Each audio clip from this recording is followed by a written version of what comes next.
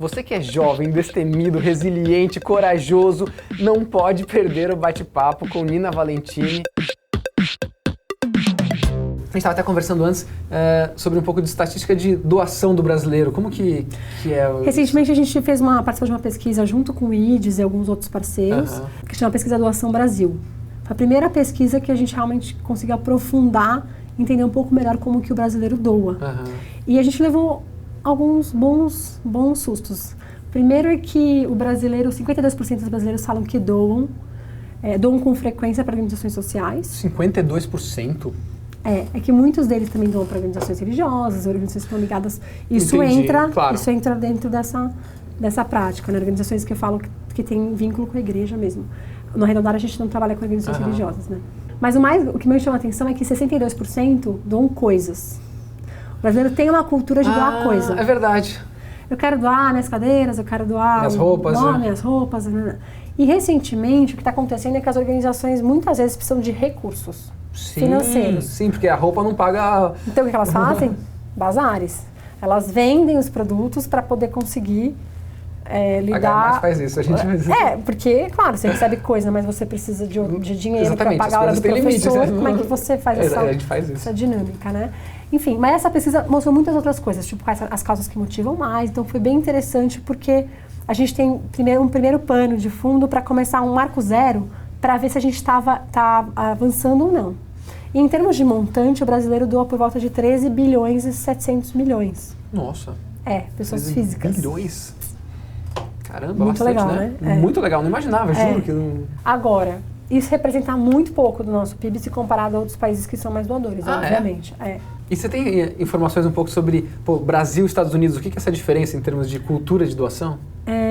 Se 0,23% dos brasileiros doam hoje, em relação ao PIB, né? Na verdade, em relação ao PIB em termos de volume, nos Estados Unidos isso está por volta de 2% do PIB, então é 10 vezes maior. A cultura é 10 vezes maior, fora que o PIB é muito maior, então... Exatamente, então o volume de recursos é muito maior. Eles têm, claro, desafios muito parecidos com o nosso em vários aspectos, na área social, mas você vê que tem uma cultura que já existe, uma cultura de construção coletiva. Porque, na verdade, quando a gente está falando de doação, a gente está falando disso. De ser coautor de uma história de transformação. Né? Exatamente. Então, acho que a partir do momento que a gente começa a aproximar os brasileiros das iniciativas que estão mudando a realidade, a gente consegue criar esse caminho para que os brasileiros entendam que eles estão participando de uma mudança que está acontecendo. Fantástico. Teve uma vendedora... um treinamento lá atrás, bem no comecinho, numa das lojas piloto que a gente fez. E quando a gente apresentou as ONGs, os projetos que iam receber o recurso, ela ficou assim maravilhada. Legal. E aí ela falou assim, nossa, que legal, vocês trabalham com um Brasil invisível. Um Brasil que está mudando e que ninguém vê. Olha que lindo isso, hein? E para mim é exatamente isso. Porque a gente trabalha com organizações pequenas, médias e grandes de vários perfis. E a gente está aproximando o varejo, as suas equipes, os seus clientes desse Brasil. A gente faz essa conexão. Não, é fantástico isso. Você pegar uma pessoa que está indo comprar uma pasta de dente e fazer com que ela esteja ajudando a educação do Brasil. Exatamente. E num ato tão simples que ela pode, enfim, também criar um hábito de fazer isso sempre que ela quiser. Um varejista, o que ele precisa ter para participar do Arredondar? A gente hoje está num modelo muito aberto. Primeiro que ela tem que ter uma empresa de sistema. Tá. Não dá para ser um varejista que não use um sistema para operar. Perfeito. Tá? Então tem uma questão de porte aí. Mas também tem que ser uma empresa que esteja disposta a engajar suas equipes com tempo. Não tem custo envolvido, mas sim exige um tempo das equipes para que elas possam, enfim, ser treinadas, acompanhar o projeto, que isso faça parte da rotina. E é muito legal, porque quando entra na cultura, entra de um jeito muito bacana. Não, e é uma forma gigante de levar propósito para uma pessoa que acha que está fazendo... Assim, hoje na cabeça dela, ela está trabalhando, muitas vezes, está trabalhando para dar lucro para o sócio. Exato. Aqui não, ela está trabalhando para dar lucro para o sócio, ok? Só que ela está trabalhando para ajudar uma causa social. Sem dúvida. Então, você jogou um propósito, um negócio tão forte. Isso é muito bacana. Quando, de fato, a equipe consegue entender, se aproximar, o que a gente tem feito também é levado as equipes para conhecer as ONGs. Legal. Levado as ONGs para conhecerem as equipes. Então, a gente faz essa troca para aproximar. E o que acontece que é muito bacana é que as trocas vão além. Poxa. Porque aí um gerente virou voluntário de uma ONG, o outro começa a falar, pô, tem uma ONG no meu bairro, posso indicar ela para para se credenciar no Arredondar. Então, a gente acaba criando essa conexão entre o varejo e as equipes dos varejistas com as organizações. Nina, me fala uma coisa. Hoje eu vejo muito, assim, muita gente querendo mudar o mundo, né? Uhum. E saindo... Só que, pô, o cara não sabe como fazer e, pô, você é uma pessoa que queria mudar o mundo e está mudando o mundo. É fantástico o que você está fazendo, é incrível. Ainda pequenininho, a gente vai todo dia fazendo um pouquinho mais, de grão em grão. Que dica você dá para as pessoas que, pô, tô fazendo faculdade ou tô trabalhando, eu quero mudar o mundo, quero montar uma ONG, eu quero... o que você fala, assim, pô, quem... Então, até recentemente, assim, tem muita gente que vem procurar o Arredondar porque, né, nosso time como um todo, para falar, nossa, eu quero fazer alguma coisa, como é que eu começo? E a questão é sempre, como é que eu entro, né? Como é que eu começo? E aí, eu quero, mas... Como é que eu faço? Enfim, e eu acho que tem várias coisas acontecendo. Primeiro que o setor social está se profissionalizando. Então, tem cada vez mais espaço para as pessoas trabalharem nessa área. Porque as organizações estão ficando realmente profissionalizadas, mas capazes de trazer pessoas muito boas para fazerem coisas legais. Então, assim, realmente eu olho para a equipe do Arredondar hoje, ou como está, olho para, enfim, as organizações que a gente trabalha, as equipes, a qualidade técnica das pessoas, as formações que elas têm, são realmente pessoas que estão tentando juntar o talento que elas têm, a formação que elas têm com um propósito maior. Então, tem o setor que está tendo mais vagas, digamos assim, né? Mas eu também acho que tem um caminho de você começar como voluntário.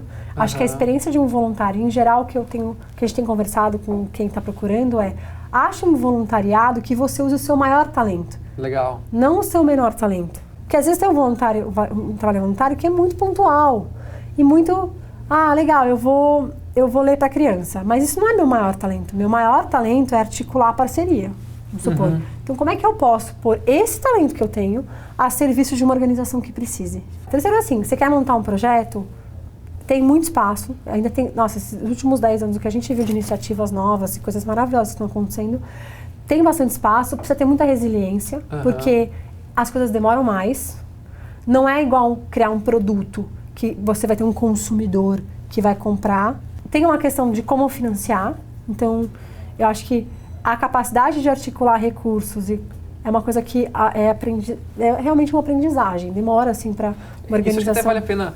voltando no assunto que foi antes, mas é legal as pessoas até saberem. Como que é o financiar do Arredondar? Que a pessoa está doando lá, ela colocou, e aí... Então, o Arredondar, no começo da nossa operação e até esse ano, a gente teve... Até ano passado, a gente teve um grupo de doadores que deram um capital semente para a gente começar a operar e conseguir bancar o custo dessa operação.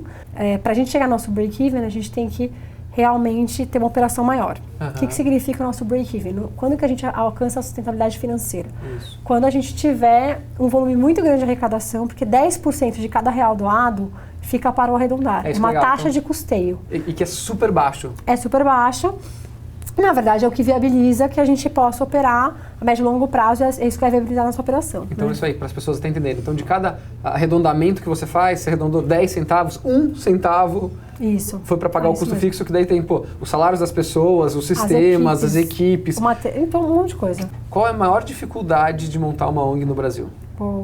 Acho que tem uma parte burocrática, mas que acho que é difícil para as empresas, que é difícil para as ONGs, que é difícil em geral.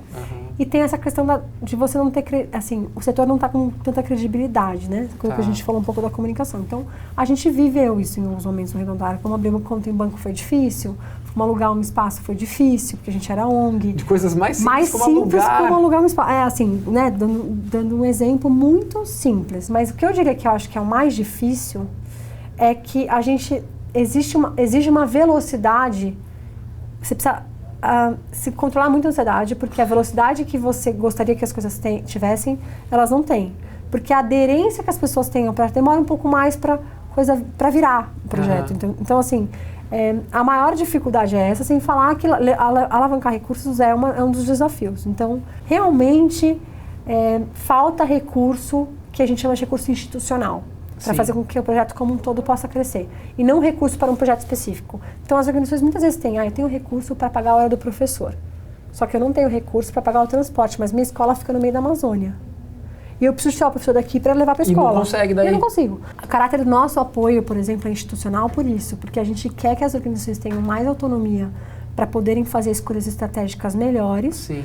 E que elas estejam mais amparadas por uma rede de pessoas que são capazes de apoiá-las nessas decisões que são difíceis. E quando fora do Brasil, muitas organizações são 100%, quase, enfim, 80%, 70% bancada por indivíduos.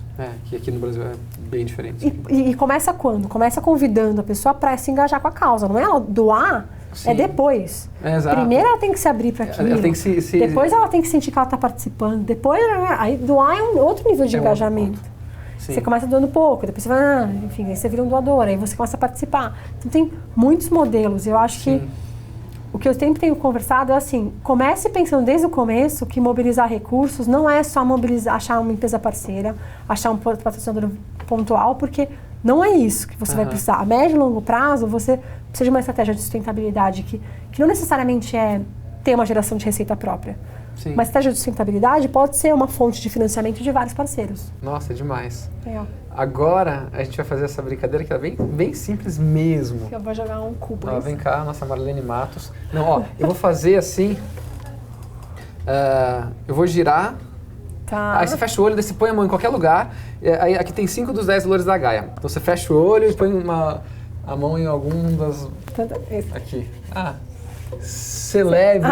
Agora fala sobre o... Ano passado foi fantástico para vocês. Ano passado foi fantástico pra gente. A gente ganhou o prêmio do Google, que é um prêmio focado em organizações que estão realmente trabalhando com inovação social e tecnologia. Poxa. E a gente foi selecionado entre 1000 organizações. Então foi muito legal. Nossa. Foi um processo bem intenso. E foi um ano também que a gente celebrou nossa entrada em supermercados, que era uma área que a gente sempre queria entrar. E começamos a desenvolver 2 novas tecnologias que a gente vai lançar em breve. Então, foi um ano realmente que... E você ganhou empreendedora social Ganhei do futuro da Folha. Que também foi muito legal. Começamos a sentir essa sensação de que está dando certo e que a celebração tem esse lugar super importante, né? Sim, porque a gente trabalha, Você tem uma hora que a gente tem que parar e a gente tem que celebrar. Porque, claro, dá muito trabalho e tem muitas limitações. Então, você sempre está lidando com... É o que eu falei, assim, não necessariamente todo mundo acordou e falou, hoje o que eu mais quero fazer na minha vida é doar. Então a gente precisa criar uma coisa de que o brasileiro goste, criar realmente cultura dentro de um processo que não necessariamente é de cultura. Então, para mim foi um ano de muita celebração, né? Pô, Nina, muito obrigado. Adorei bater papo com você. Você vai inspirar muita gente no Brasil, no mundo. Vamos juntos, vocês também. Foi ótimo. O que vocês fazem.